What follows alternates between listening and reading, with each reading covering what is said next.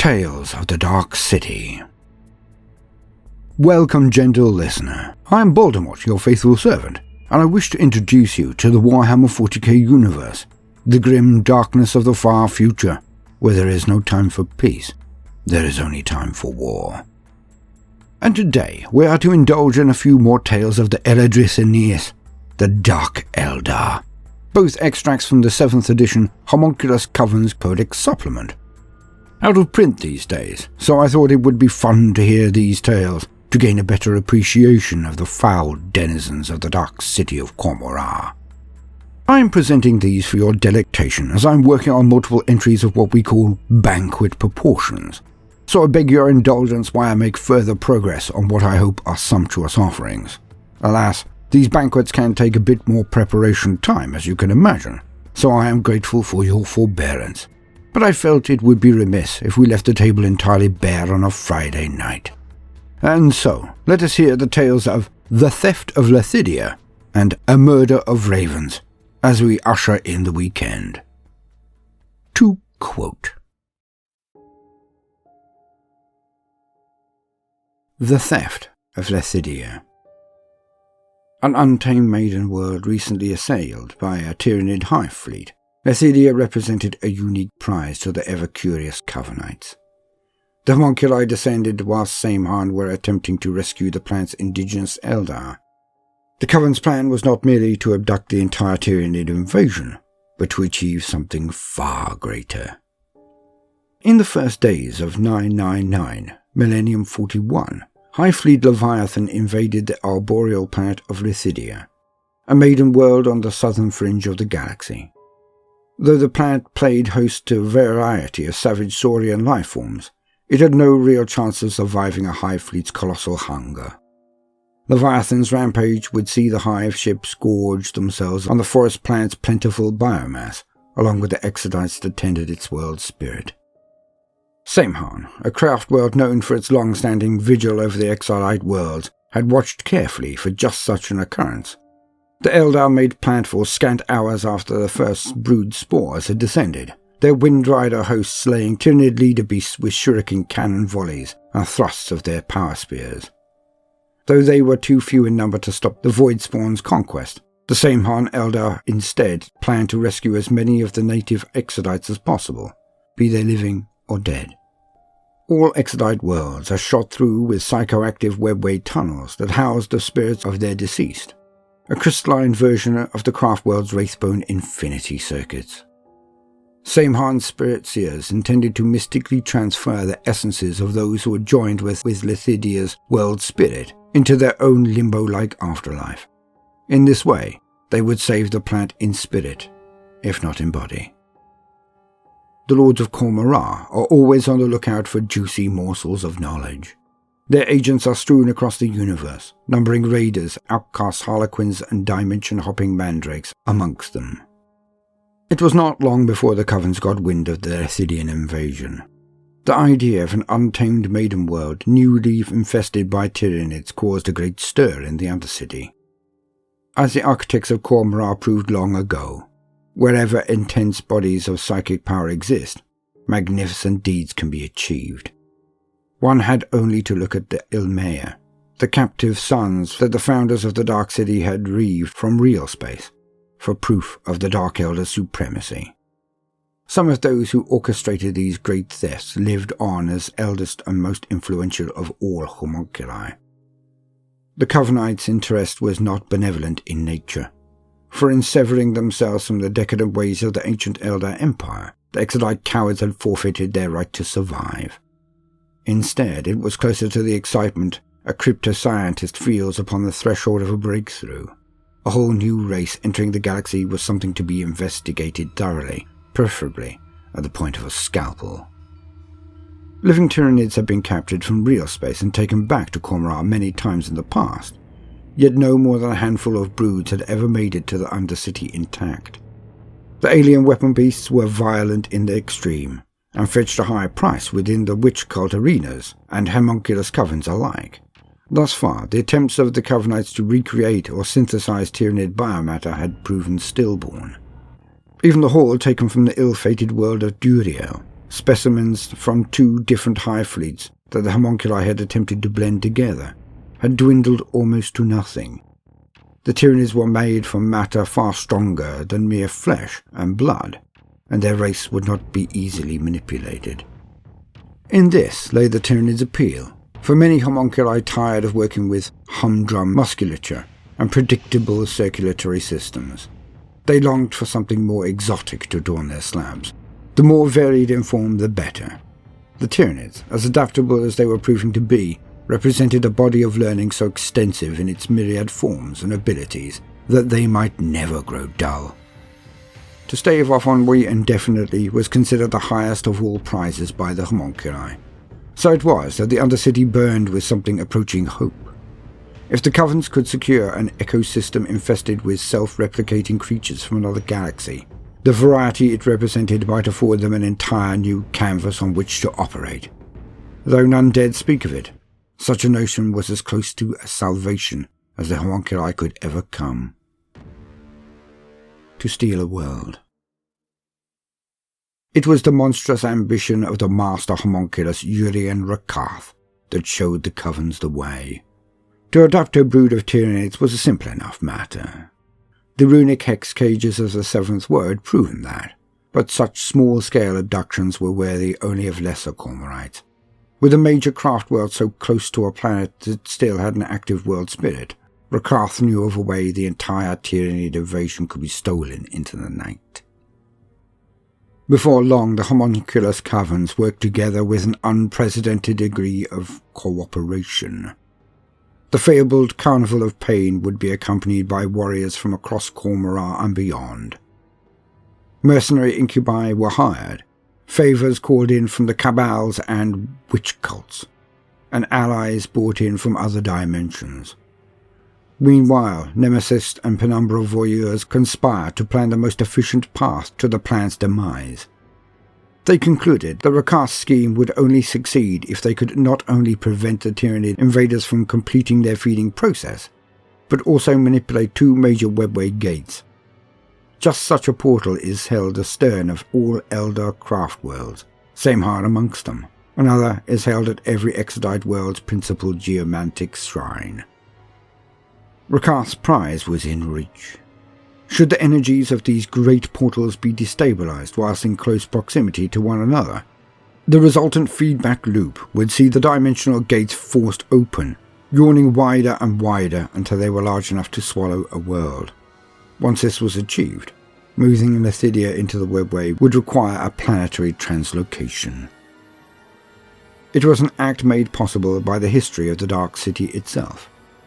In the aftermath of the Supreme Overlord's vengeance upon the Archon Kelithresh, Asdrubal Vecht had left a howling hole in the universe. Rakath knew the webway routes to Vecht's tamed singularity. The true miracle would be to ensure Lidia was conveyed to Commorragh's orbit without tearing apart the space-time continuum. To achieve this, the webway breaches would have to be placed in precise geomantic locations that corresponded to nodal points in the planet's crystalline skeleton. It was a task so important, so monumental, that the homunculi would entrust it to no one else. The Coven Lords would have to visit Lidia in person. The banquet denied. The Commorrite Alliance forced their way into real space through the grand webway gate at the rear of Craftworld Samehar. But the cabals and witch cults delighted in spiting their Craftworld cousins with unsanctioned use of their grand portal. A vertical vector of assault was vital to ensure a surprise attack. Lidia's skies were shrouded by a thick pall of Tyranid spores launched by the hive ships loitering in low orbit.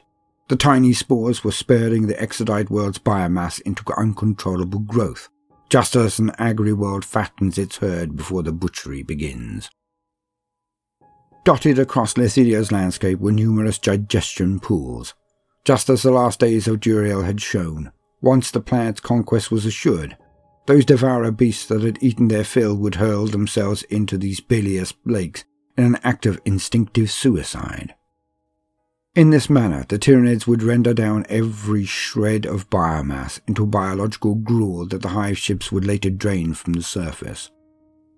The penumbral voyeurs had alerted their contacts in the Altered of this practice, and the master alchemist had prepared accordingly.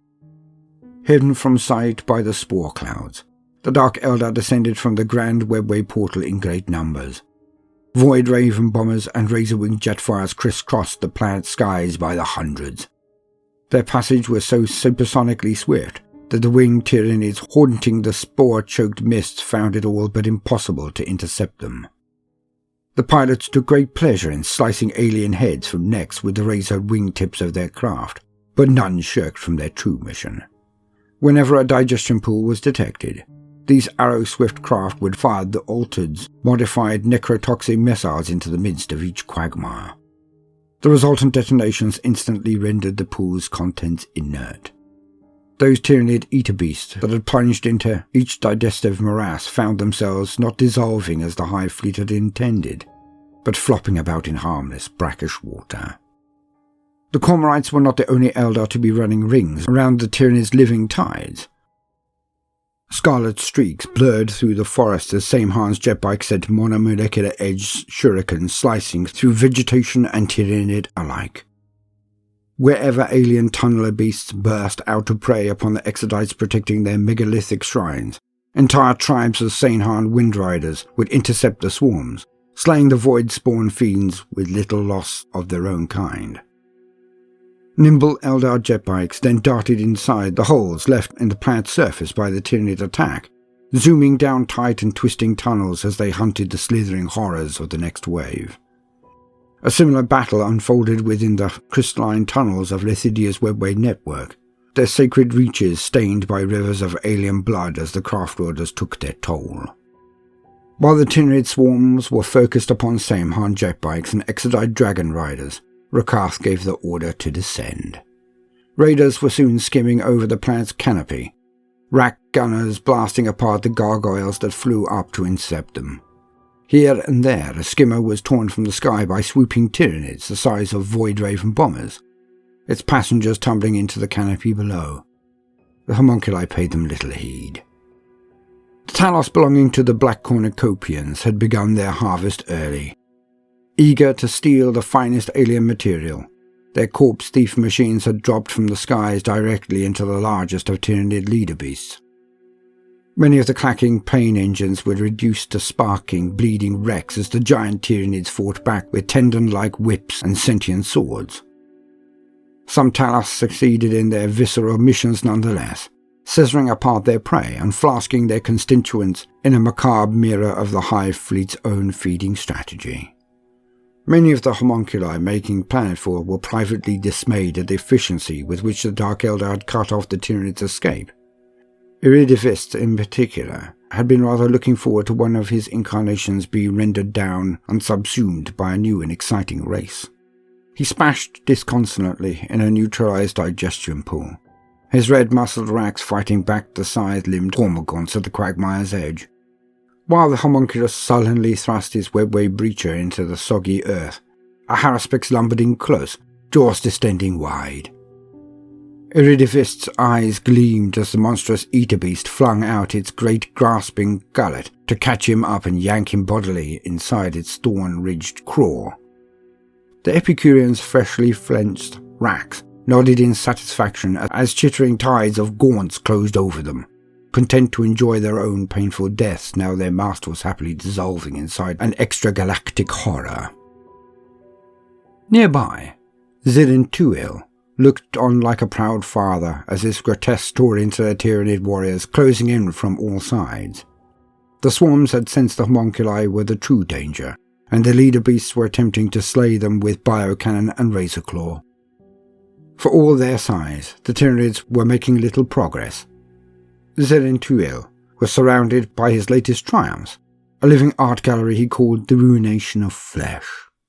Whenever a blade-sharp Tyranid limb plunged into a grotesque broad chest, the masked brute would simply rip the offending limb before hacking its attacker down in a flurry of brutal blows.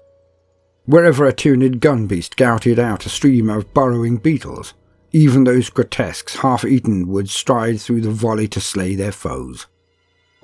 Setting his own breacher in place, Zirin-Tuil looked around to see if any of his fellow homunculi were appreciating the scene.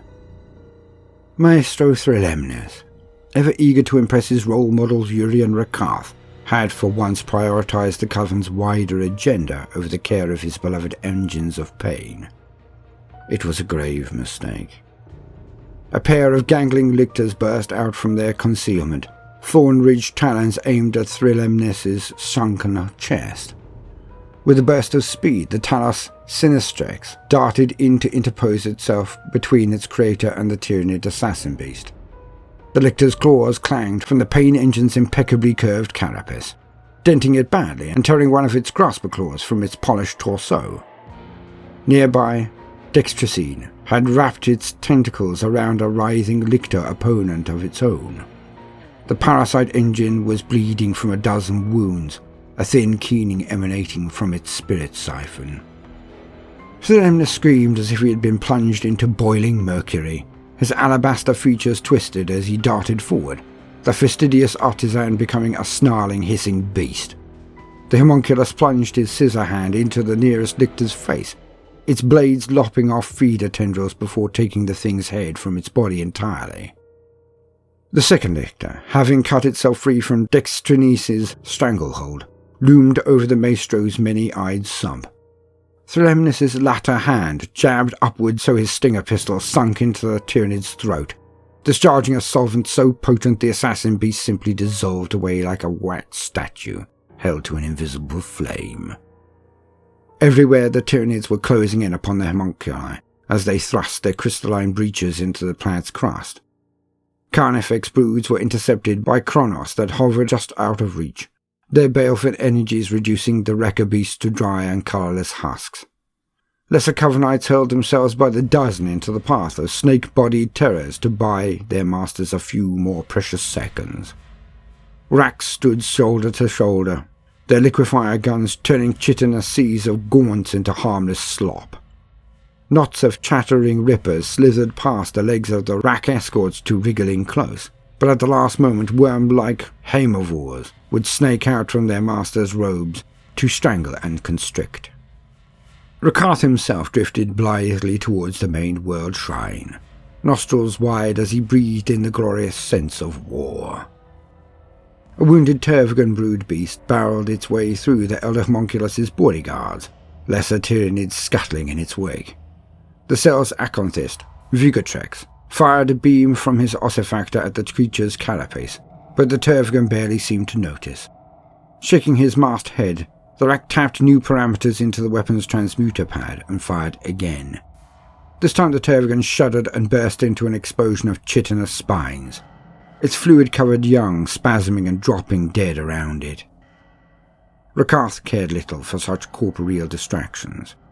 Drifting over the lip of the pit-like chasm that contained the world shrine, he gazed up down imperiously at the chanting Eldar spirits below. The crystalline megaliths of the shrine's webway gate were pulsing white, and Samhan's majestic outline was blurring bright in sympathy high above. The time was nigh. Crooking a long, gnarled finger, Rakath bade the homunculi to his right approach the pit's edge. Dale-Chu Zeev, a skeletal nadirist swathed in the still living skin of his last victim, reached into his moaning robes and withdrew a glittering orb of despair. Zeev stretched out his hand, tipped his fingers, and let it fall. The orb wailed as it dropped down into the pit, hitting the earth with a thud.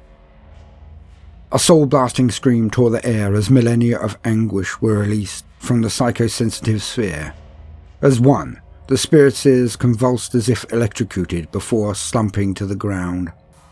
Shorn of psychic governance, the soul transference by which the Samhan seers were rescuing the planet's ancestor spirits immediately roiled out of control. The light pulsing from the world shrine's megalith became blinding in its intensity as webway portals above and below amplified their own impossible energies. At that same time, the homunculi activated their crystalline web breaches. A net of etheric power crackled from pole to pole, catching the planet in a metaphysical trap. Rakath raised a glowing ruby to his thin white lips and spoke a single forbidden word. Throughout the labyrinth dimension, ancient portals were forced open just as others were sealed closed. Just for a moment, a direct channel was opened between Vect's howling captive vortex and the energy net that surrounded Lidia. Slowly, impossibly, the planet began to distort, shimmer, and move. The planet quaked, screamed, and in a single apocalyptic instant, vanished altogether. By the time the homunculi had returned to their lairs, a new celestial body orbited the multidimensional sprawl of Commorragh. Its grand translocation powered by the death of countless exiled souls. Lidia hung like a cataracted eye above the dark city. The planet's outer layers rich not only with Tyranids, but also the tortured spirits of those craftworkers and exodites too slow to escape. The stolen planet was not the only legacy of Rakkath's grand ambition. The rending of the veil had left a gaping wound in reality, and a large spar of the webway had been opened to the realm of terrors that mankind called the Warp. Samehand was reeling in the face of a large-scale demonic invasion that was spilling through the rift, and the tendril of five-legged Leviathan, denied the power of its planetary feast, was slowly torn apart by the hellspawn host that appeared within its bioships. The galaxy was scarred forever, and millions of Eldar souls had been plunged into a living nightmare. Still, the Covens had their prize. It would be a long time indeed before the lords of the Undercity need face ennui once more.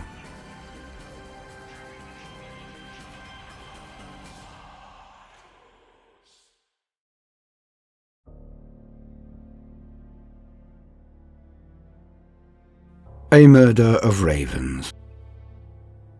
The homunculi and the Raven Guard have crossed blades many times, for just as the Dark Eldar will always prey upon humanity, so the Space Marines will always defend it. Upon the rural world of Parochius, the two factions would clash once more, each force vying to control the shadows they both counted as their ally. The homunculi of the Altered were no strangers to the world of Parochius. They had last visited the planet in year 18, millennium 36, and it had not ended well for them. The people there were stifled by superstition, and most afraid of their own shadows, the ideal playthings for the Coven's repugnomancers. A great many webway portals existed upon Parochius, and the Altered had in the past competed between themselves to see how many of the populace they could scare into the grave without actually touching them.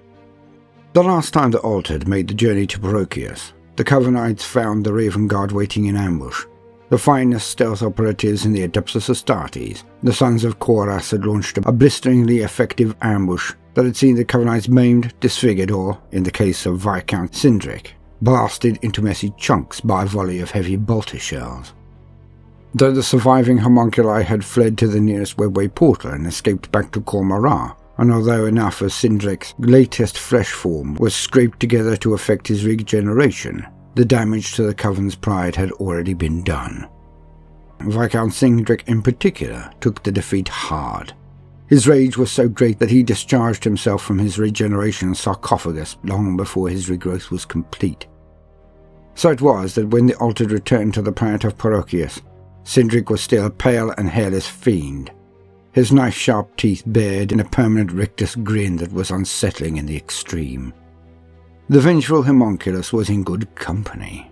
Amongst the Coven Lords of the Altered were several repugnomancers that had altered their appearance to be as disturbing as possible, the better to raise their chances of frightening the defenders of Parochius to death. Their true mission, however, surpassed mere recreation.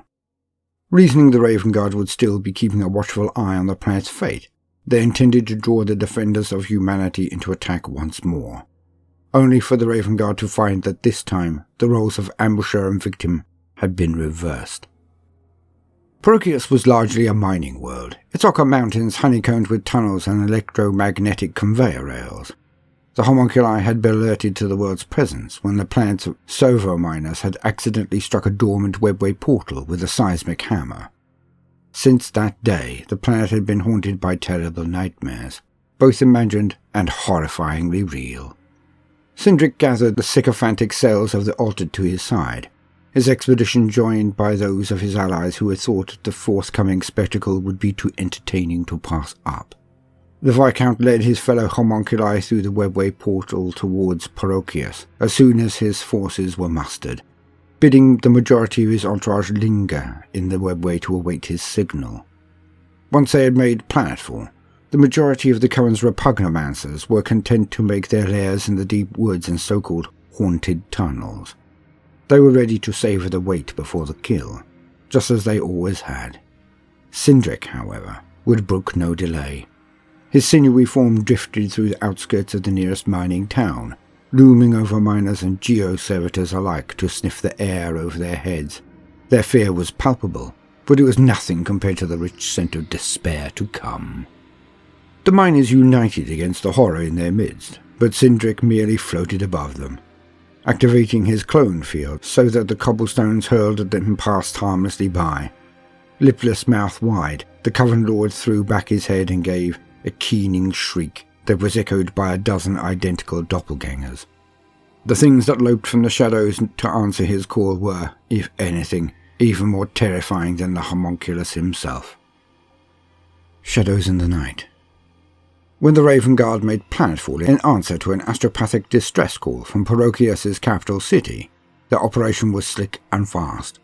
Not for them the thunderous strike of drop pods. The Raven Guard instead entered the planet's main spaceport aboard a mining hauler, only stealing out once nightfall was upon them. Making their way along a disused culvert, the Space Marines rendezvoused with their contacts planet-side. Their informers, having long had their ears to the ground for the supernatural, spoke of their predicament at great length. Every morning, new accounts of terror abounded from the populace. They spoke of gangling monsters stalking from the twilight, of armed enforcers turned to obsidian statues, of red slick skeletons wandering back into their homes and climbing into bed, of strange symbols chalked on barrack walls, and white-haired cadavers found with rigor mortis fingers clutched at their stilled hearts. Worst of all were the tales of the pallid fiend that haunted the twilight hours, known to the populace as the Grinner. The Grinner had left in its wake the wreckage of 100 defence troops, the corpses that had been spread-eagled and stained so that their ribs resembled the wings of a raven, a clear challenge to the sons of Corax. They were hung by these macabre pinions all the way along the new road. The Raven Guard captain, Yaroslan Medexus, narrowed his eyes in silent fury. The Dark Eldar were back, and were preying on those brave enough to challenge them for their own twisted amusement. Their contacts had already uncovered the common point between each apparition, the haunted mines and the crevasse known as Devil's Gulch. The course ahead was clear. After their scouts confirmed the location of the Xenos base, it would be time to launch a sudden and as deadly an attack as possible. The homunculi allowed their Raven Guard guests to imagine themselves hidden for a little longer. Just long enough, in fact, for their tactical squads to reach the mouths of the tunnels ranging through Devil's Gulch. The Raven Guard, as circumspect as ever, had sent servo skulls into each tunnel the better to map out its contours and trigger any unwelcome traps. They found nothing inside but darkness. In fact, once the servo skulls had passed a certain point, they garnered only static interference. The Raven Guard attributed the phenomenon to the mine's electromagnetic rails, but in their hearts none of them were quite so sure. Into the mine tunnels the Raven Guard ventured, keeping together in squads of 10. The Codex Astartes was very clear on such clearance measures. As each Space Marine approached, his field of fire interlocked so cleanly with that of his fellows that even a charging amble would have been dispatched quickly. Mile after mile of tunnel was searched with no signs of the homunculi, nor their minions. As the Raven Guard progressed in single file down the thin passageways at the mine's heart, the Space Marines at the rear of each squad simply went missing. As soon as the anomaly was detected, fierce subvocal comments were exchanged. The Raven Guard sergeants waged an all-out blitz to recover their battle brothers against the stealth parameters of their mission. The decision was made for them when the Raven Guard felt the entire mountain shudder. The webway portal in the depths of the mine had been violently breached, The Raven Guard, suspecting the ominous tremors to be the initial rumblings of an earthquake that would trap them underground, enacted a tactical retreat towards the mouths of each tunnel. It was then that the Covenite skimmers fell from the skies with a great tearing scream. Bolters raised, each one of the mustering Raven Guard looked upwards at the same time. In that moment, scores of disfigured rack minions boiled out of the darkened mine shafts behind them. Several of the Dark Eldar were blasted apart by the Raven Guard's reflexive bolter drill, but in many cases the Space Marines were a fraction too long to respond. Sindric's racks hacked and sawed with ecstatic abandon at the joints of their foes' battle plate, their gleeful shrieks muffled by their masks. Many earned only broken necks and gouged hearts as the Space Marines fought back, but the Covenites kept attacking nonetheless. The skies above boomed as a Storm Raven gunship squadron burst from the clouds. Assault cannons studied death into the racks below. Each craft's metallic jaws opened wide, and wedges of assault marines rocketed from their interiors, flipping in mid-flight to crunch feet first into the Covenite craft that were skimming the mountain's shoulders. Several of the arrowing raiders broke apart under the sheer force of their power-armoured charge, but the leading craft evaded them without harm. Standing with one foot upon each of his flagship's balustrades, Sindric opened a jewelled egg-shaped casket and cooed encouragement to whatever was inside. A passing land speeder lanced a melter beam a hair's breadth from the Haemonculus's bald pate, the residual heat leaving a black scar. Sindric only laughed. A split second later, a tentacle of unlight lashed out from the casket, yanking the craft's pilot from his seat and causing the skimmer to crash headlong into the mountainside. A Storm Raven gunship's underslung missiles arced down. Viscount Sindric, enraptured by the spectacle of his racks tearing a Space Marine limb from limb, was struck in the small of his back. He was thrown unceremoniously forward an instant before the missile detonated, blasting him into little more than a splattering of wet flesh. Quevilich the Emaciator, a reed-thin homunculus that had known Sindric for millennia, twisted his lips in a moue of irritation. He gave an imperious command to the grotesque clambering along the ruined gatehouse. A moment later, they flung themselves headlong at the night-black Storm Raven tearing along the mountainside. All but one of them missed altogether and dropped flailing down into the dust below. The one that caught its prey knocked the gunship off course, so it careened into its brother craft, sending them both spinning to an explosive death on the moonlit slopes below. The lone Space Marine that fought his way out of the cockpit was fallen upon by the creations of Maestrus Remenes, an ally of Sindric's from the Prophets of Flesh. The Dark Artisan's Talos pain engines tore the pilot limb from limb, before reassembling his corpse in a fashion more acceptable to their master. At the mouths of the tunnels, the surviving Raven Guard had regrouped and were fighting back hard. They were almost all engaged at close quarters, fighting back-to-back as they battled to contain the racks closing in around them. Bolt pistol shells blasted striated muscle from bone. Gauntleted fingers dug under face masks and combat knives plunged into Dark Eldar brains. Here and there, a grenade detonated, shrapnel sinking into pale flesh whilst ricocheting harmlessly from ceramite power armour. Already tired of all this imprecise violence, the aristocratic Lord Faragast was halfway towards his waiting raider when a bearded scout sergeant lunged out of concealment and impaled him with a power sword. Faragast raised his eyebrows and nodded in appreciation. The human had hidden himself well. If the Coven Lord had still possessed a heart, it would have been run right through. The Space Marine yanked his sword up through Faragast's torso, but it achieved little more than imparting a delicious thrill of pain. The Covenite's vital organs were nowhere so predictable. With an almost casual grace, the Haemonculus reached out to caress the warrior's open jaw with his flesh gauntlet. The scout sergeant swelled briefly before exploding in a welter of blood. Faragast licked his worm-like lips appreciatively, his refined senses analyzing the vintage as his secondary limbs stitched together the bloodless valley of his chest. There was something there, some kind of floor taste, dancing tantalizing on the tip of his tongue. Then he had it.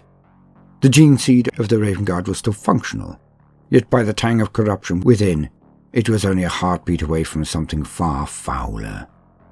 Eyes creased in silent amusement, The Haemonculus tapped a ruby at his throat and contacted his fellow Covenites. A far more inventive revenge was well within their reach. The Bleak Hall. With Cindric dead, Ferragust's fellows took little convincing to go along with his plan. Ichor injectors and flesh gauntlets were set to paralysis rather than fatal doses. Cells of Rax and Grotesques alike were commanded to capture rather than kill. The Raven Guard's assault marines fought with renewed fervour when they saw several of their number rendered as motionless as statues, borne off in the claws of hunchback Grotesques. They made little progress, for the Rax pouring out from the minehead outnumbered them 3 times over. One by one, the Space Marines were being borne to the ground and paralysed. Several activated their jump packs and boosted away, only for the venom circling above to send them crashing back down to Earth with streams of splinter cannon fire. Desperate now, Captain Medexus pounced upon the laughing Quevlich as he was busy peeling a scalp from a fallen Space Marine. The captain punched his lightning claws through the homunculus's neck with such force that he not only decapitated him, but slashed apart his spinal sump in a fountain of hideous liquids. The Dark Eldar's disembodied head rolled to a halt nearby, laughing quietly to itself as it stared at Medex with beady black eyes. A sail of Rax skittered in close, one stabbing a needle into the back of the Space Marine captain's neck, as a second gingerly picked up Quevlich's grinning head.